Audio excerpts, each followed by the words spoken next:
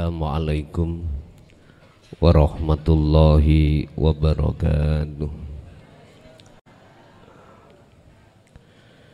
Ila hadratin Nabil Mustafa Rasulillahi sallallahu alaihi wasallam wa ala alihi wa azwajihi wa dhurriyyatihi wa qurabatihi wa ahli baitihi wa ashabil kiram wa ila jami'il anbiya wal mursalin wal awliya wa syuhada was salihin wa tabi'ina salihina ila yaumiddin, khususan jami'i masayikhi ila muntahum wa ila abaina wa ummahatina wa azdadina wa masyayikhina wa auladina wa azwazina wa dhurriyyatina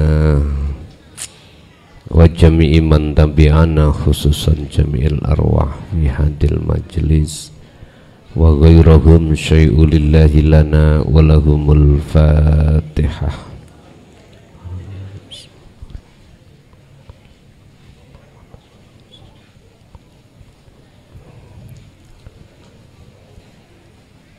Bismillahirrahmanirrahim. Bismillah, alhamdulillah, la khawla wa la quwwata illa billah. Asyhadu an la ilaha illallah wa asyhadu anna Muhammadan abduhu wa rasuluh. Allahumma salli wa sallim wa barik alaihi wa ala alihi wa ashabihi ajma'in, amma ba'd. Para kekasih Allah,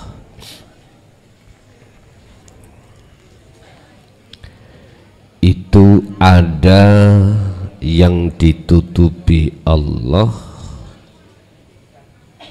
ada yang tidak. Berbicara terkait aulia, jamak dari wali, yang artinya hamba-hamba Allah yang dijadikan sebagai kekasihnya Allah. Radhiyallahu anhum wa radu anhu. Radhiyallahu anhum wa radu anhu. Antara dia dan Allah sama-sama mencintai miturut pandangan umum.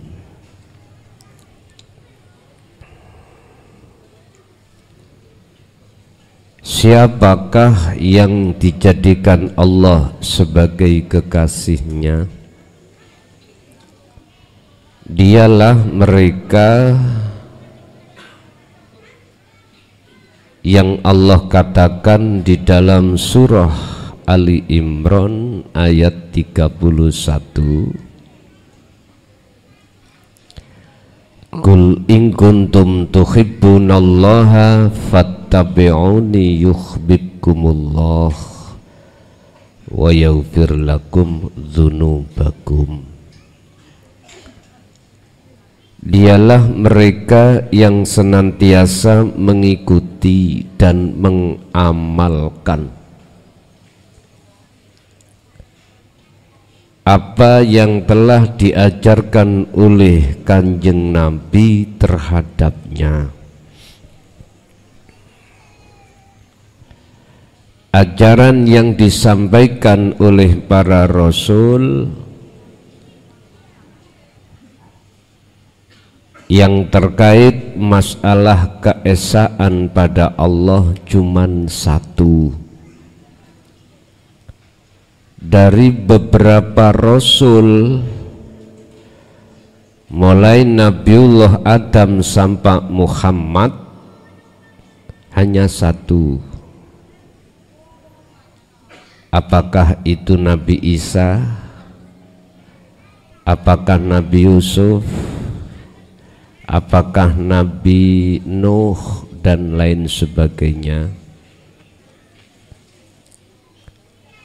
Hanya satu, yaitu ani'budullaha waztanibut taghut. Mengajak untuk mengarahkan hati sambung terhadap urip dengan rasa dan meninggalkan segala hal perkara-perkara yang berkenaan dengan ma siwallah. Apa ma siwallah? Perkara-perkara selain hidup. Bapak Ibu, para kekasih Allah itu Allah golongkan, kelompokkan menjadi dua kelompok. Kelompok pertama ada kekasih Allah yang kewaliannya ikut ditutupi oleh Allah. Kelompok yang kedua itu kewaliannya dibuka oleh Allah. Itulah yang disebut sebagai wali kutub.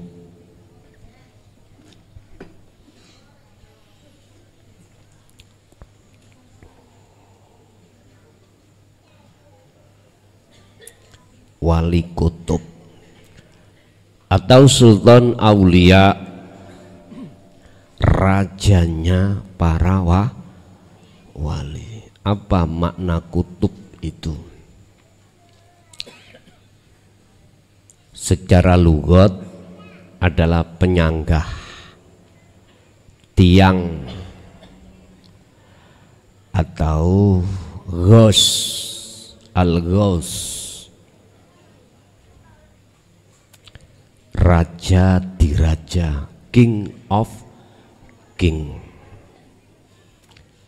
Rajanya pira-pira, rajanya beberapa raja. Ciri daripada kekasih Allah atau aulia Allah sangat sederhana. Allah katakan dalam surah Yunus ayat 62-63. Ini secara rohaniyah, tapi secara jasmaniyah itu tergantung yang ditutupi atau yang dibuka. Nanti akan kita jelaskan di makalah Ibnu Athaillah 118. Itu nanti kita bahas pasal atau makalah Ibnu Athaillah pasal 118 terkait para kekasih Allah. Surat Yunus tadi Allah katakan ala inna auliya Allah. Ingatlah, iling-iling, sesungguhnya para kekasih Allah itu cirinya la khaufun alaihim walahum yahzanun. Itu pertama. Tidak mudah hati terasa takut, gelisah, susah. Hati lu, bukan jasmani, hati. Khawatir dengan apapun. Satu contoh, misalkan kekasih Allah itu berdagang, dia olehnya dagang, jualan tidak takut rugi, nggak takut. Dia petani, dia nggak takut rugi, dimakan hama ndak, tikus ndak. Umpama dia pejabat, dia nggak takut kehilangan jabatannya. Hari demi hari, waktu demi waktu, beliau senantiasa hatinya berzikir, menyambungkan hati terhadap hidup lewat rasa. Dengan cara begitulah maka beliau la khaufun alaihim walahum yahzanun. Dia enggak mudah ada rasa khawatir, gelisah, takut, tidak.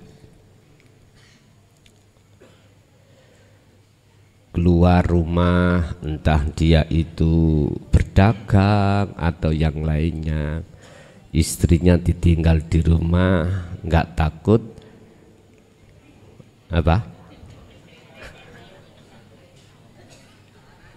Enggak takut disaut garangan.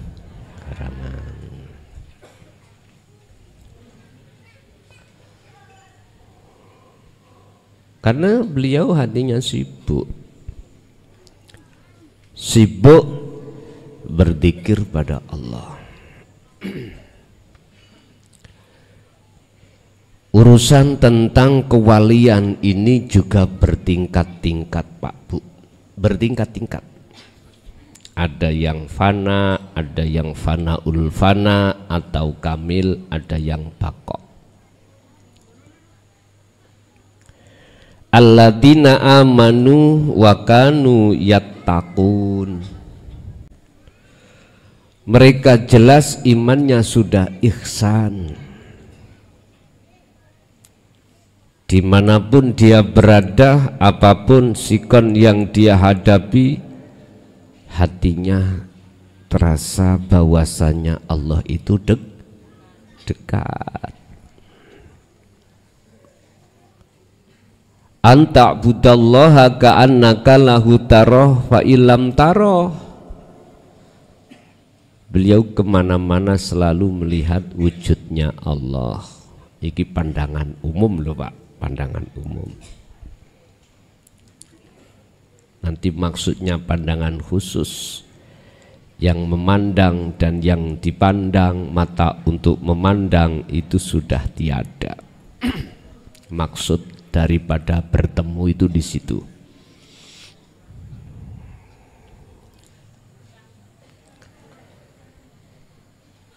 Tidak hanya dia beriman, akan tetapi wa kanu yattaqun. Selalu ruhaniyahnya itu memandang wujudnya Allah.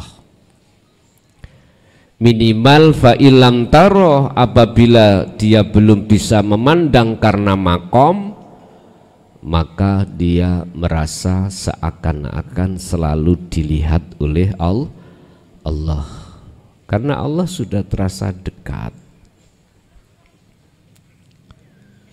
Kembali ke tujuan tugas daripada Rasul hanya satu,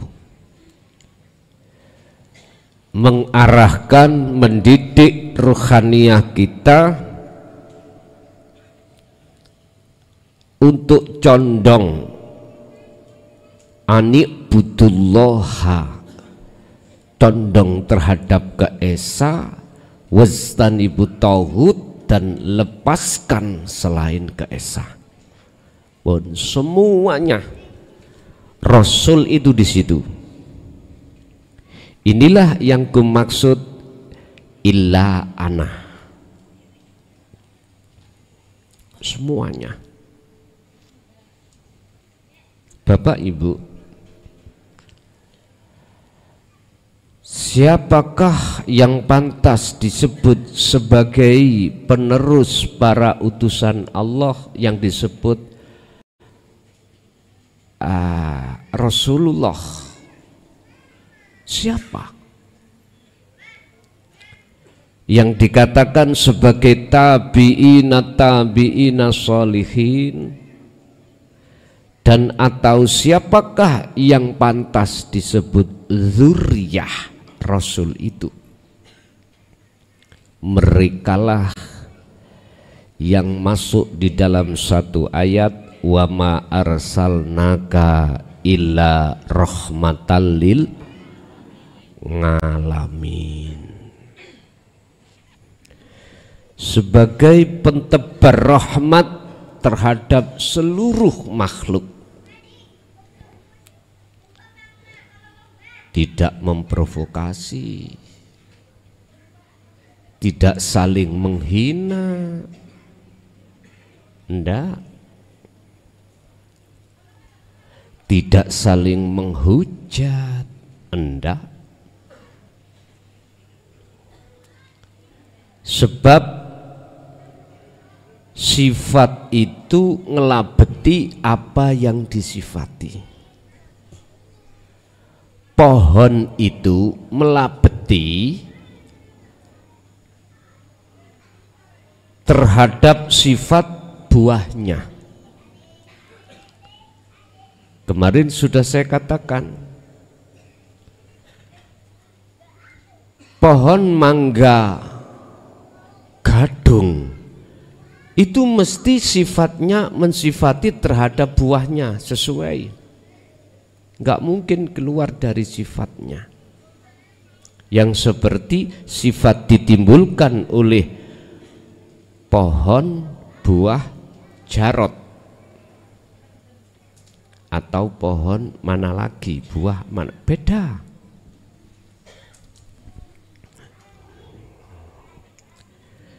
Sifat karakter Rasulullah itu ada 4, Pak. Sidik, fatonah, tablek, amanah. Yang pantas disebut sebagai dzurriyah itu tidak keluar dari 4 ini. Kalau kita masukkan dalam satu Al-Quran, ayatnya berbicara illa rahmatal lil alamin. Ngalamin ini seluruh makhluk. Umpama di dalam tubuh makhluk manusia ini berbagai macam agama. Agama Islam, agama Nasrani, agama Yahudi, agama Majusi, dan mungkin masih banyak lagi yang lainnya. Lah, kedatangan beliau ini tidak hanya menjadi rahmat oleh umat Islam saja, tetapi seluruh makhluk manusia, entah beragama apapun. Ini maksudnya rahmat lil alamin. Atau kita lebarkan alamin ini ya termasuk jin, iblis, malaikat, tumbuh-tumbuhan, hewan, itu beliau.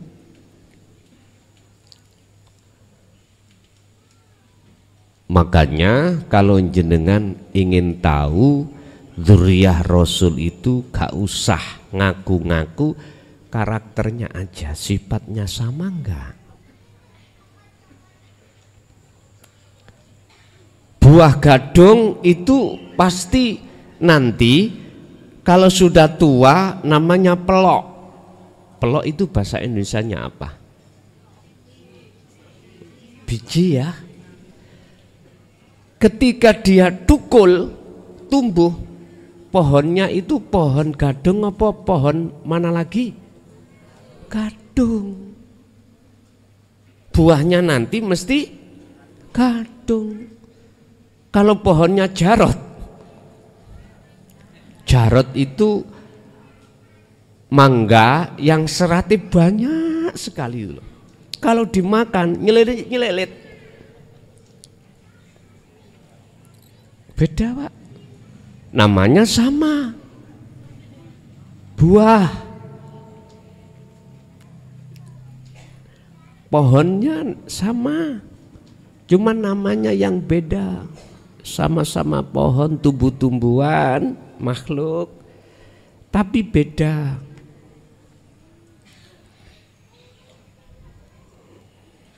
Bapak Ibu, para rasul ini melahirkan yang namanya aulia, atau bisa kita sebut sebagai tabi'ina sholihin. Rasulullah melahirkan aulia Allah itu baik dari sisi unsur nasab atau dzurriyyah, atau bisa jadi dari sisi sahabat yang terkenal sebagai ulama.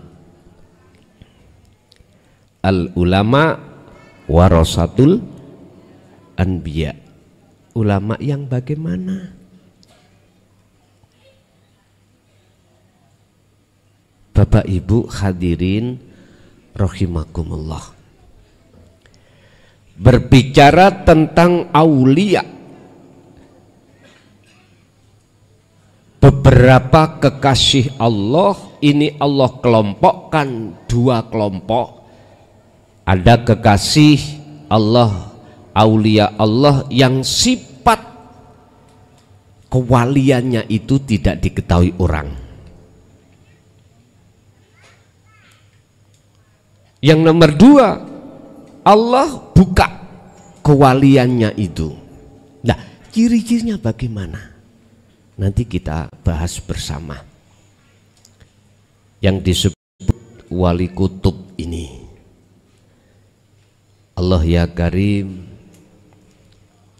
sesuai penjelasan dari beliau Syekh Ibnu Athaillah, wali ghaus atau kutub atau sultan mempunyai beberapa gelar ini.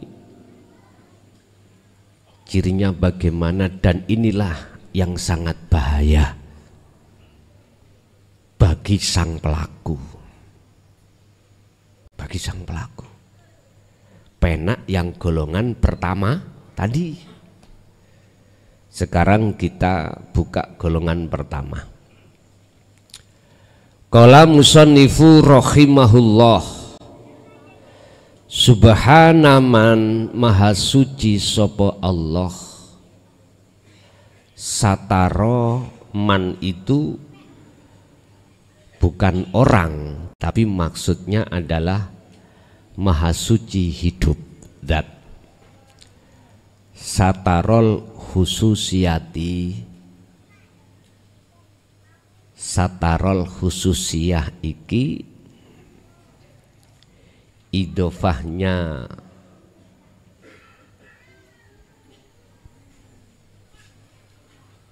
siril wasiyah, siri iki terhadap wasiyah itu disebut idofah bayaniyah. Artinya sirron ay sirron huwa al khususiyatu. Artinya dia menyimpan sesuatu sebagai pelaku yang tidak diketahukan. Ibarat gini, ya ini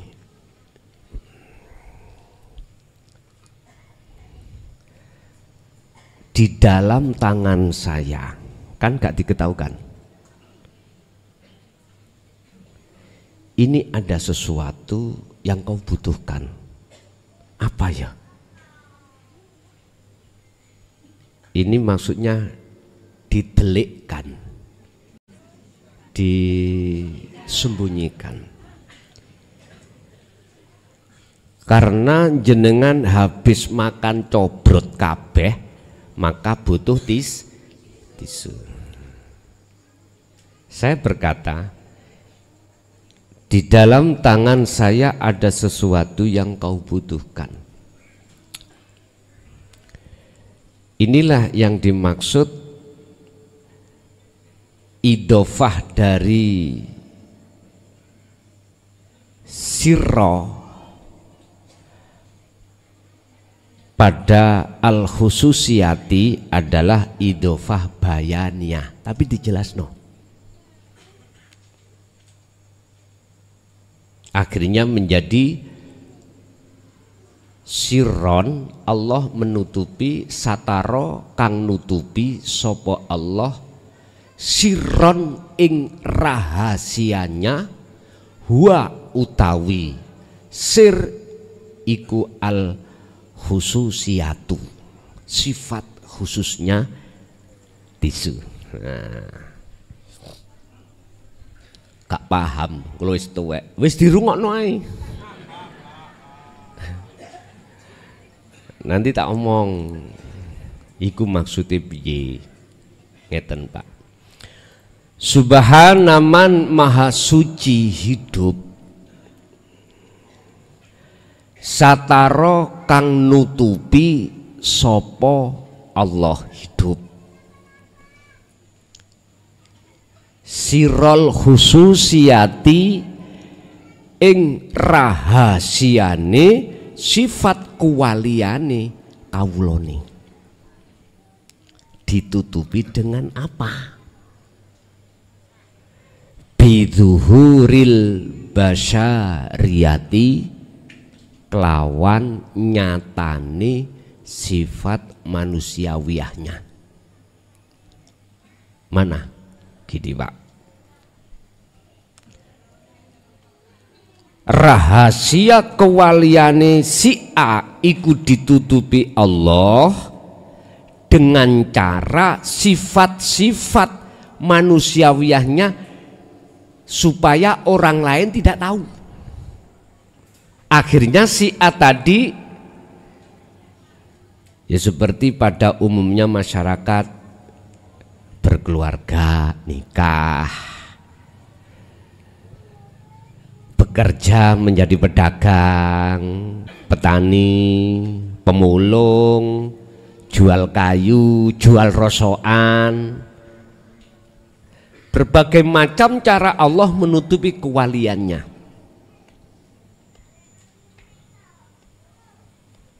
Sehingga orang lain tidak tahu kalau itu kekasih Allah. Terus ciri daripada kekasih Allah itu yang bagaimana? Disebut kekasih Allah. Ciri ini sudah ada di dalam hati jenengan atau belum? Pertama, dia senantiasa atau selalu bahwasanya Allah, minimal Allah hidup terasa dekat. Ketika saat dia berdiri dalam hal apapun, duduk dalam hal apapun, duduk apa ada duduk yang remi, tahu remi nggih? Duduk remi, duduk jualan, duduk apalah gitu. Kalau berdiri macam-macam, ada berdiri kerja, berdiri sholat, apapun itu. Dan atau dalam keadaan dia sakit, berbaring. Berbaringnya sakit, apakah berbaringnya itu tidur, apakah berbaringnya mohon maaf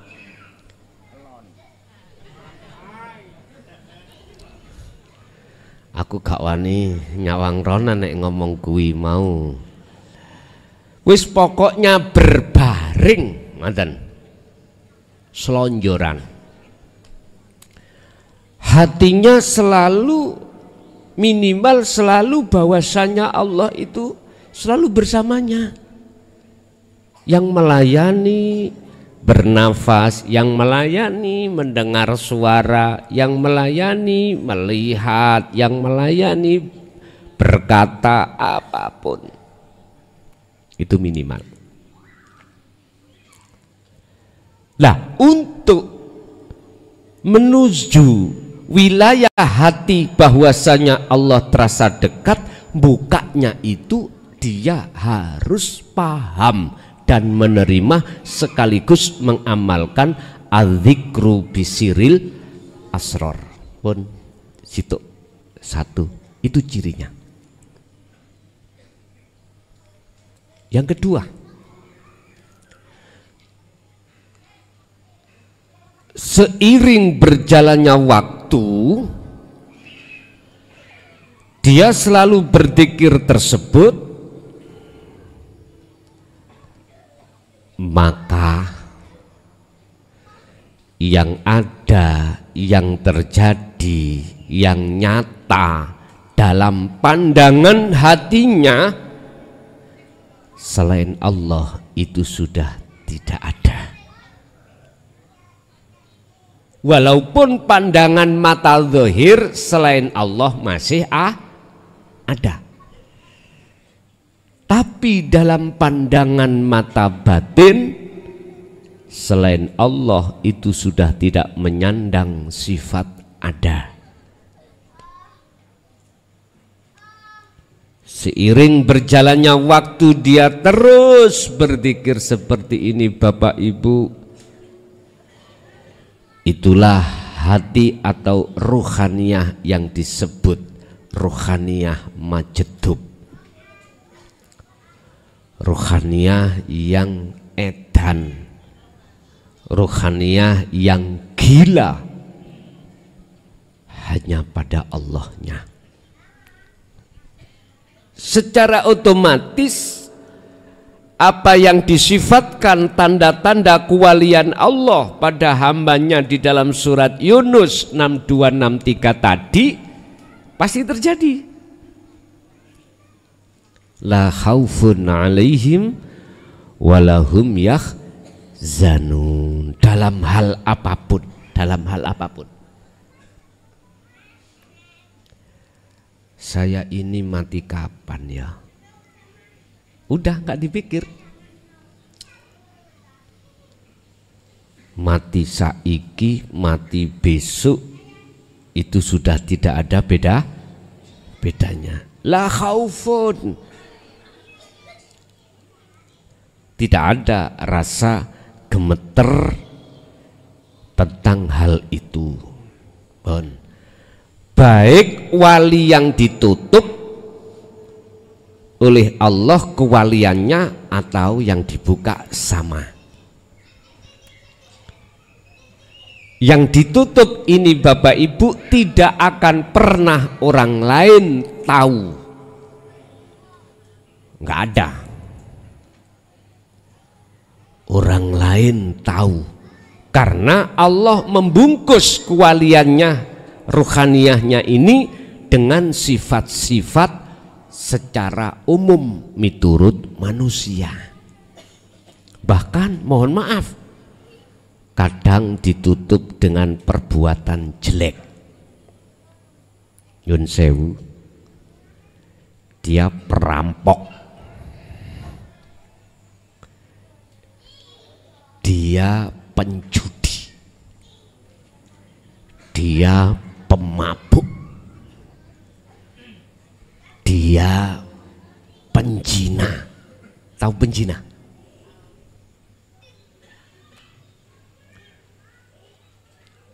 Wis nek ngene utek sampean iki pecah gitu. Mosok sih wali ku jina. Lah ngoten nggih. Suka-suka Allah. Ada yang seperti ini, tapi orang lain tidak akan pernah tahu. Lu memang ada. Tapi sejatinya dia tidak berzina, cuman pandanganmu lah yang mengatakan dia berzina. Wis tambah mumet aku ngaji ambek pean Gus. Pandang aku zina kok jare gak zina. Dalam pandangan sampean mungkin dia tidak sholat, tapi dia sholat. Wis tapak nek sampean terima makalah ini ning utekmu, tak jamin pedot utekmu, gak nutut. Lah terus bagaimana? terimalah dengan hikmah dalam hatimu. Oh iya, Gusti Allah mosok si zina, mosok si Gusti Allah mangan, mosok si Gusti Allah iku mang nikah, mosok si Gusti Allah macem-macem.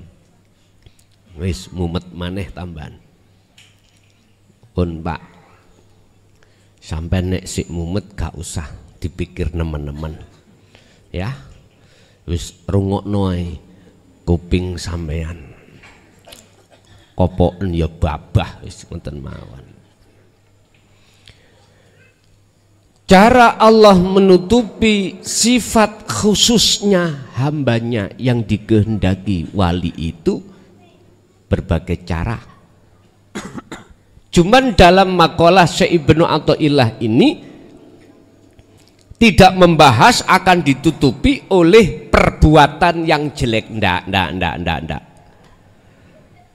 Tapi dalam makalah ini diterangkan ditutupi oleh sifat-sifat seperti sifat manusiawiyah pada umumnya. Ya kerja, nikah ya nikah, apapun, bersosialisasi di tengah masyarakat. Terus bagaimana cara untuk mengetahui itu? Kalau dia kekasih gampang, engko tak tutui bocorane. Tapi ojo dituduhno wong liya lho ya. Gak apa-apa tak tuduhno, tapi ojo tuduhno wong liya. Satu, dengan adanya Allah menutupi kekasihnya dengan sifat-sifat sesuai dengan sifat manusia pada umumnya, maka tolong sekali lagi jangan pernah, wahai murid anakku yang sudah hatinya itu condong terhadap dinut tauhid, punya suudon terhadap orang lain. Motivasinya di situ. Sebab kita tidak tahu kalau itu kekasih Allah. Bon, satu. Yang nomor dua yang disebut sebagai wali kutub, sama ciri-cirinya yang sesuai dengan yang ditutupi. Cuman di situ Allah katakan wadzoharo lan ngetingalake sapa Allah bi'adzomatir rububiyati kelawan sifat agungi kepengeranan. Iki yang beliau tidak bisa memilih. Sebetulnya beliau ini maunya itu golongan pertama, tapi gak bisa memilih karena gelar al-Ghaus kutub itu hanya Allah yang memberikan, bukan dari manusia. Sama dengan aulia itu. Apa sifat keagungan Allah, rahasia yang di dalam hatinya tadi yang Allah tutupi tadi loh, sataro huwa al khususiyatu,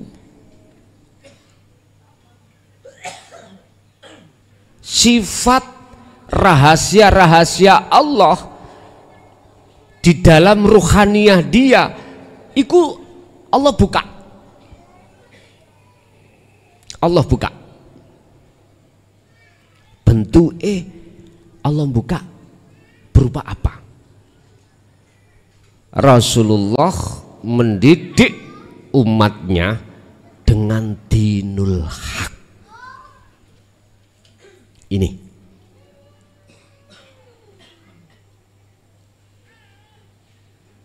Qad tabayyana rusdu minal ghayy, ajaran untuk membebaskan ruhaniyah dari belenggunya hawa nafsu.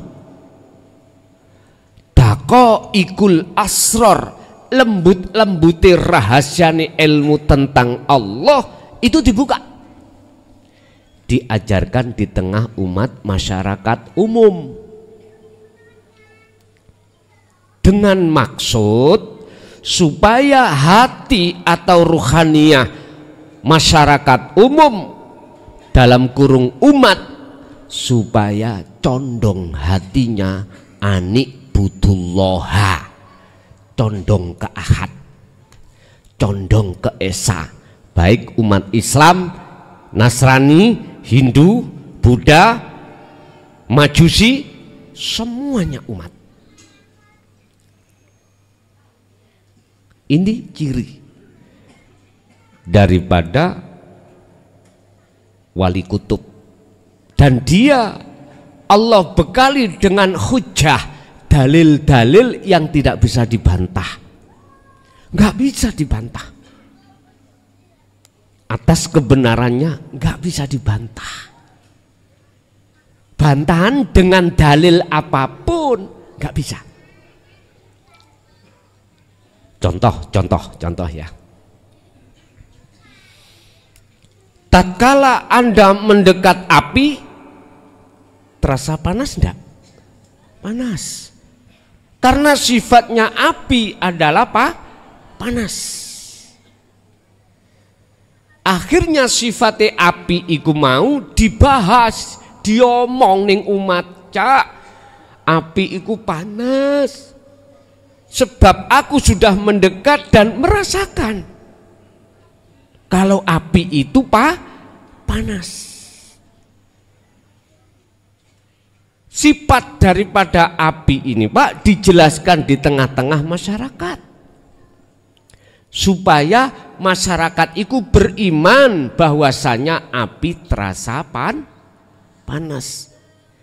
Dia sebelum mengatakan api itu panas terhadap orang lain, dia sudah bersatu atau menyentuh api, baru bicara. Sebelum dia berbicara tentang daqaiqul asrar, lembut-lembuti ilmu kepangeranan, dia mendekat dulu dan bersentuhan, akhirnya terasa. Lah inilah yang beliau wali kutub itu pasti akan menjelaskan di tengah masyarakat. Itulah baginda Rasul dalam masanya. Ini satu masa hanya satu orang. Wali kutub itu mengikuti zaman, masa.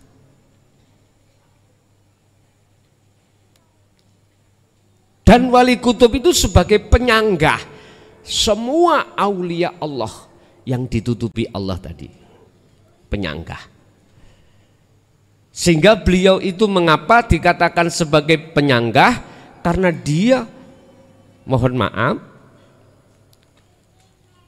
gak ngomong segudang, gak ada batasnya. Hujah atau dalil, yang dalil itu kebenarannya tidak bisa dibantah, nggak bisa. Bapak Ibu hadirin jamaah rahimakumullah, apa maksud dan tujuan beliau membuka rahasia Allah yang miturut makalah lain orang mengatakan nggak boleh rahasia Allah dibuka, nggak boleh. Tapi bagi wali kutub tersebut ya tidak apa-apa, karena dia diberikan gelar oleh Allah kewenangan untuk menyampaikannya sampai tujuannya itu berhasil. Apa tujuannya? Menjadikan umat ini hatinya sudah tidak lagi buta kepada Allah. Titik ada di situ.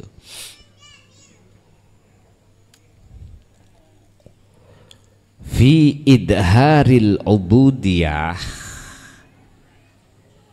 ing dalem nyatane sifat kumawulane dia pada Tuhannya. Artinya apa, Pak? Wali kutub itu di samping memegang hukum syariah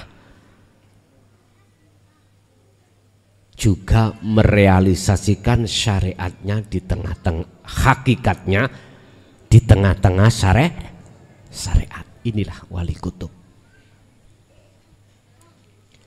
Dan lebih bahaya ini untuk menjaga kemurnian dalam keesaan pada Tuhannya dibanding dengan yang ditutupi oleh Allah. Tapi dia tidak bisa memilih, nggak bisa memilih. Dan biasanya wali kutub itu umure gak dawa.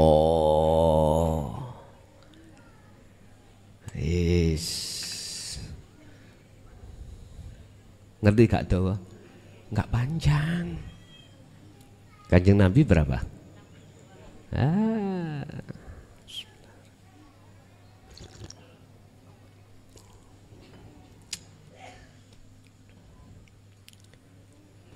Makanya dikatakan hanya satu pada masanya. Tapi ini tidak akan habis. Walaupun dia meninggal, nanti ada penerusnya yang Allah pilih sebagai wali kutub. Wali kutub. Kalau secara ruhaniyah tidak jauh berbeda, tengere tandane iku waline Allah nggak jauh berbeda. Cuman bagaimana cara Anda untuk mengetahui itu waline Allah? Mudah saja. Sampan pingin ruh wong iku melek, syarate jenengan kudu melek.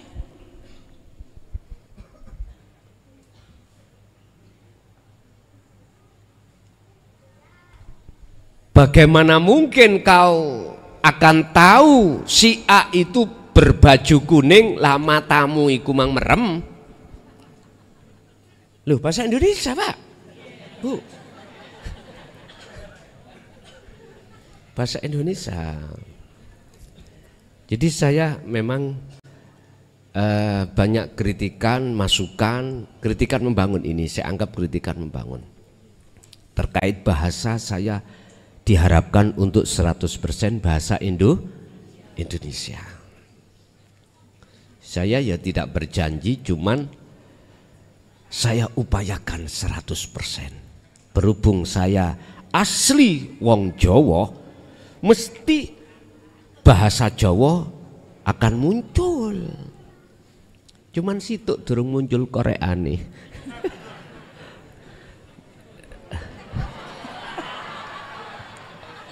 Ngapunten. Nggih ngapunten lewali niki wau kok mboten katut kekesak.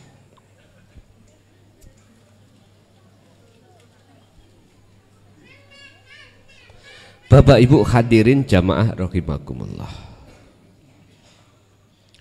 Sungguh berat di antara beberapa sultan aulia ini untuk menjaga biar gak muncul sifat takabur, riya, hasud. Itu sungguh berat beliau. Sungguh berat. Pun kembali kepada mata tadi. Artinya apa? Dikatakan aulia, mata hatinya beliau-beliau itu sudah tidak buta lagi dengan sejatinya Allah. Wujudnya Allah sudah tidak buta lagi. Tentang masalah pandangan mata hati terhadap Allah itu ada dua tahap, Pak, yang harus jenengan lewati. Tahapan pertama ilmu.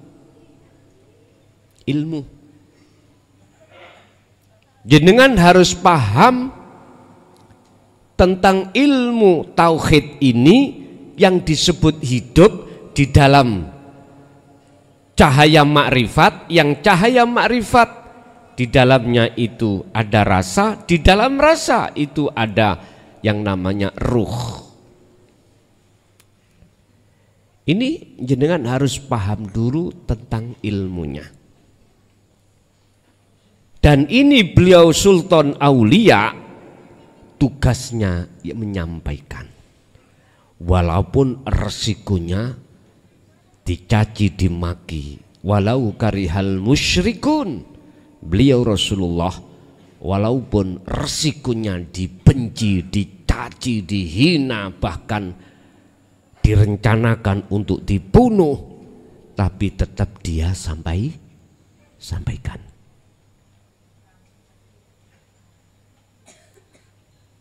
Dan itu memang lagunya harus dia terima. Lah menyampaikan laksana, menyampaikan sifat aslinya api terhadap orang lain. Menyampaikan sifat hakikatnya Allah yang disebut sebagai daqaiqul asror.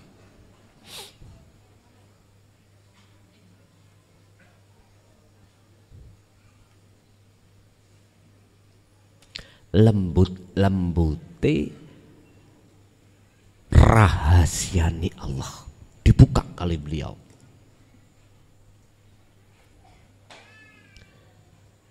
Mulai dari la ilaha illallah illa huwa illa anta illa ana, beliau buka. Sehingga bagi umat yang masuk dalam kategori kaum khawarij, ahli kitab, terperangah. Tahu terperangah? Delomong, terkejut, tapi dia nggak bisa bantah. Dengan dasar apapun dia nggak bisa menyalahkan, akhirnya dia salahkan lewat dasar makolahnya sendiri. Contoh. Janganlah kau masuk di dalam pelajaran hukum hakikat manakala syariatmu gak teteh. Pandangan mereka yang disebut syariah adalah ilmu-ilmu tentang jasmani. Lah gitu toh. Salah besar.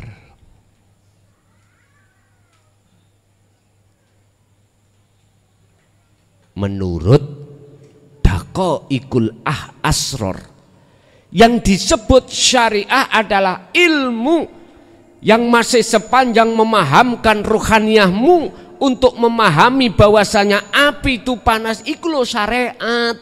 Artinya kui mau ketemu Allah kok enggak no ilmu tauhid, ikulah yang disebut asyariatu bila hakikat dolalah, tersesat. Itulah bukan ilmu syariat jasmani, bukan. Ilmu hakikat yang ada kaitannya dengan rohani itu disebut ilmu sarengat. Iku sarengat. Dan itulah yang dimaksud sebetulnya, tapi berhubung dia tidak pernah menyentuh api, maka daqaiqul asror dia nggak paham. Akhirnya ngomong ilmu syariat itu maksudnya ya babakan sholati gimana, posone gimana, zakati ilmu, haji gimana, ilmu fikih gimana, hadis gimana, Qur'ani gimana, dohir iku yang mereka katakan. Padahal bukan itu. Memang benar.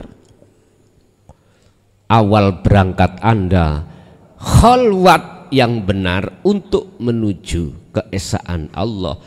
Awal jenengan harus dibukakan makrifat ilmu, berarti harus belajar. Makanya Ponpes Miftahul Ulum Jaya Baru setiap tahun diperintahkan Allah untuk membuka mulai dasar tauhid itu untuk panjenengan sebagai pemula atau sebagai apa itu? Ya pemula yang orang-orang Islamnya belum sempurna.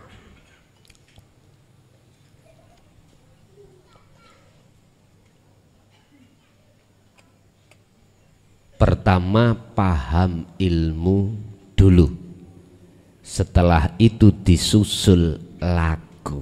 Lah inilah akhirnya jenengan tutup dengan istiqomah, itulah kekasih Allah nantinya.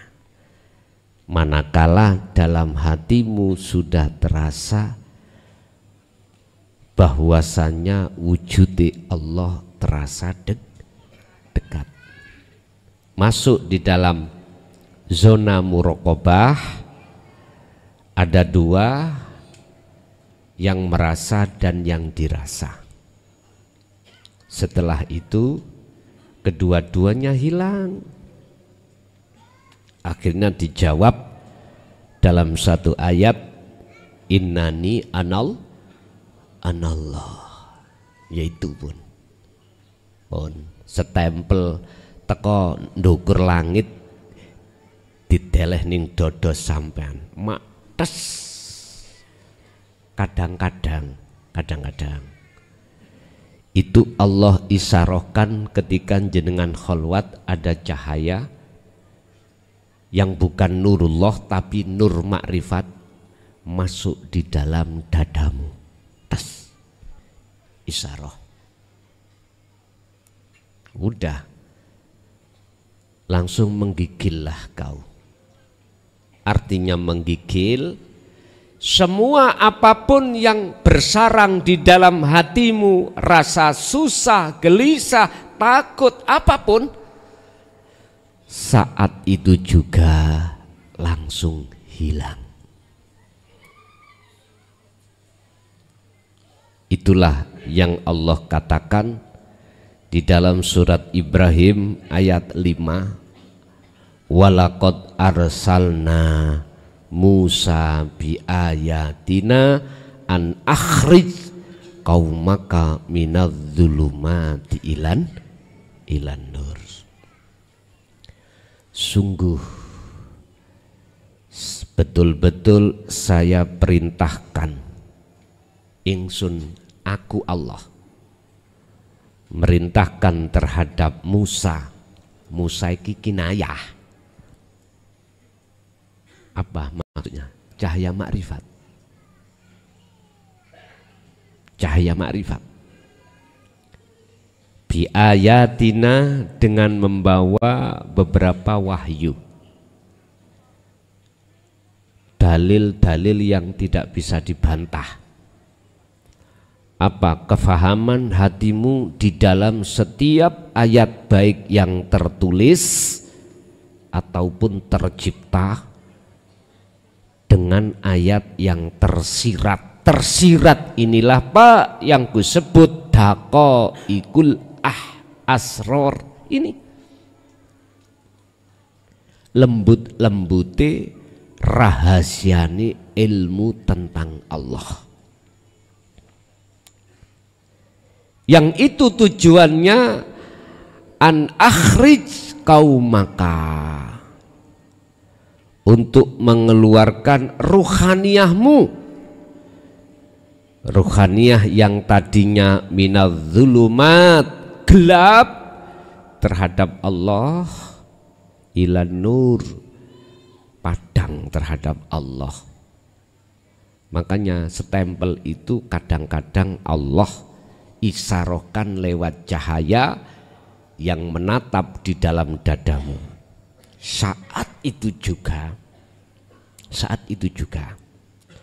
apa yang ada di dalam hatimu gelisah disebabkan bla bla bla, susah bla bla bla, khawatir bla bla bla bla, ketakutan bla bla bla bla, saat itu juga langsung hilang. Tapi jikalau enggak, itu namanya nurullah. Berarti dodomu ditabrak rondo kempling. Mau nyer sampean tapan. Iku nurullah iku.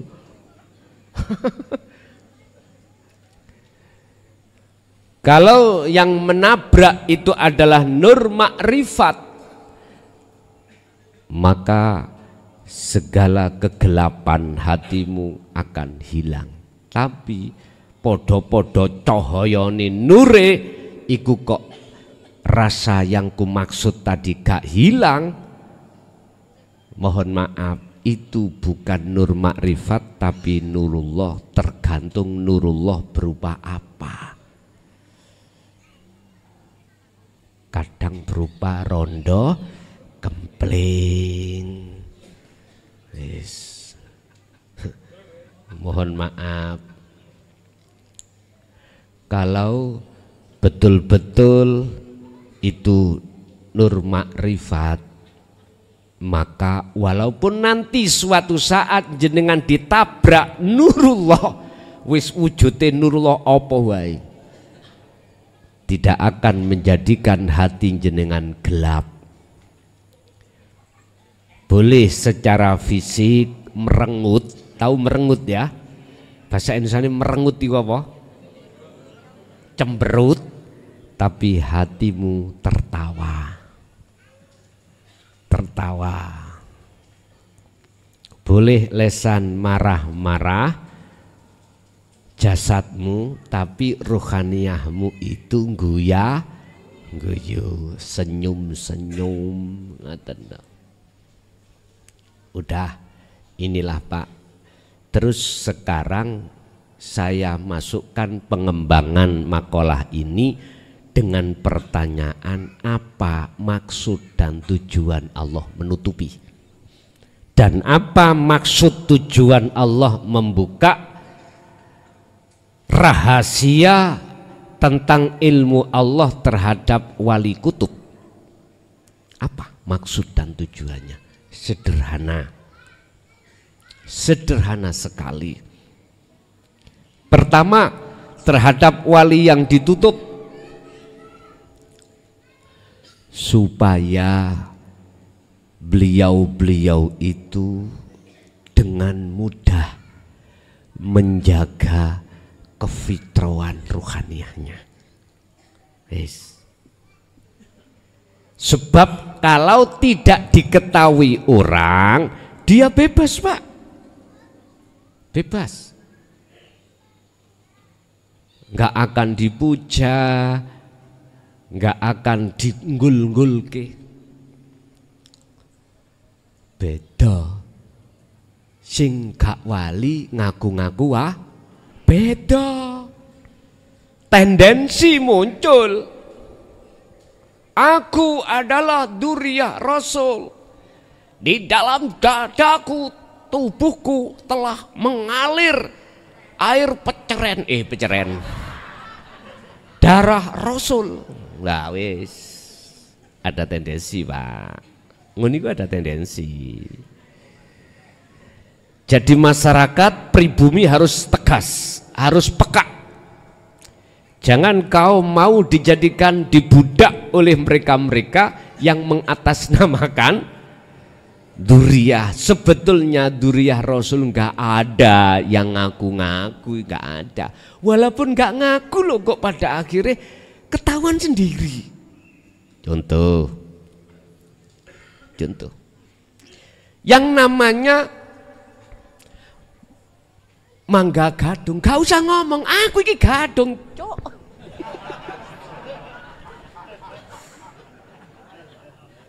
Gak usah ngomong ngaku-ngaku, aku pelem gak usah ngomong. Jenengan nang pasar didelok cirine pelem gadung, oh iya gadung. Pelem gadung nggak pernah ngaku-ngaku, Pak. Tapi dengan sendirinya nanti dia akan konangan. Pada saat mana? Saat dimakan. Saat sudah kau makan, kau rasakan, oh ini pelem gadung. Ngono kok. Yang jual ngomong, manalah? Mana lagi? Nggak bisa itu. Kalau sudah jenengan makan, itu sudah nggak bisa. Ditutup-tutupi sudah. Konangan sudah. Itu pelem gadung. Nggak ada pelem gadung sing bengok ini nggak ada. Artinya Dzurriyyah Rasul itu nggak pernah ngaku.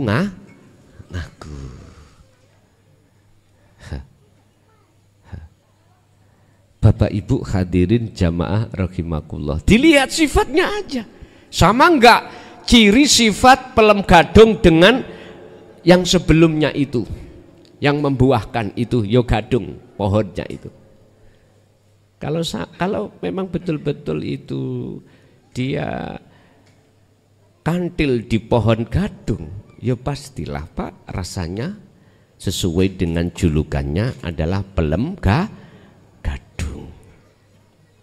Gak usah repot-repot jenengan. Sampean yang sudah hatinya terdidik dengan tauhid, nggak ada yang harus sampean puja dan puji, sekalipun dzurriyyahnya. Gak boleh. Biar mereka mengatakan wajib. Banyak ulama mengatakan wajib memuji terhadap dzurriyyah nasab. Bagi saya no.